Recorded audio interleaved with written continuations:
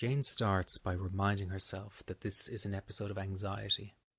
It is not harmful, and she has experienced it many times before. She is not going to get upset by the sensations she is feeling, and is going to respond to the situation with a new understanding. This is nothing more than heightened bodily sensations, she tells herself. I am not in any danger whatsoever. She begins by simply observing the sensations. Her heart is beating fast and her chest is tightening. Her initial reaction is to pull away and suppress the sensations of anxiety. But now she decides that rather than closing down, she's going to let the sensations run through her body and process this fear. She is well aware that this will take courage and may be an uncomfortable exercise, but she knows she must travel through the anxiety to be fully free of it. She starts by observing the ebb and flow of the anxiety as it rises and falls in her body.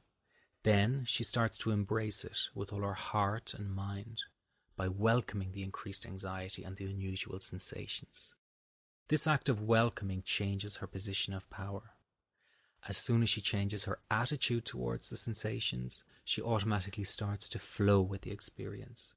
There is an immediate bodily change as she mentally moves with the panic instead of suppressing it. She is allowing the sensations she feels freedom to be there and to move and manifest any which way they wish. This new attitude is absolutely vital because the fear must be processed through the body and mind, not suppressed. As Jane embraces and welcomes the sensations, her heart beats even louder and she can feel a pounding in her throat and her chest and stomach. It is beating with full force. It is as if a floodgate has been opened and the river is gushing out. Feelings of pent-up emotion and anxiety are now being processed, and she may even feel a sense of heat or a hot flush. This is not a calm or tranquil moment for her. It is one of intense feeling. It is at this juncture of heightened bodily sensations Jane implements the final phase. She makes a direct request to her body and mind for more. She demands more of the panic, more of the sensations, more of the thing that frightens her most. This is the crucial move that is needed to ensure success and fully process the fear she is feeling. By demanding more with all her heart and mind, she removes any last bit of resistance she was creating mentally. The fear is allowed to fully pass through her. The cycle of panic stops because she is no longer feeding the fear with mental resistance. Instead, she's demanding that if something really is going to go wrong, then let it happen right now and stop all the drama of building up to it. The fearful experience is now fully processed through her body and mind without resisting. By not resisting anymore, there is no further rebound anxiety and no cycle of panic. The immediate benefit is that Jane's confidence begins to soar.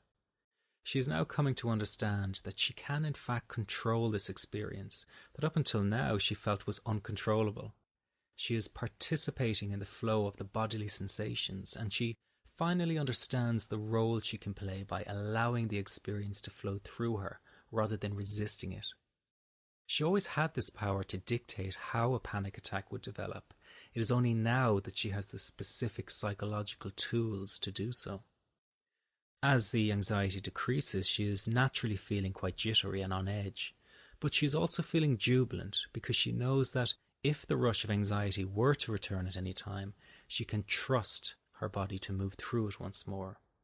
She can do this as many times as necessary until she reaches a point where the anxious bodily sensations become totally inconsequential. She may get them again, but her new trust will no longer turn the sensations into a panic attack.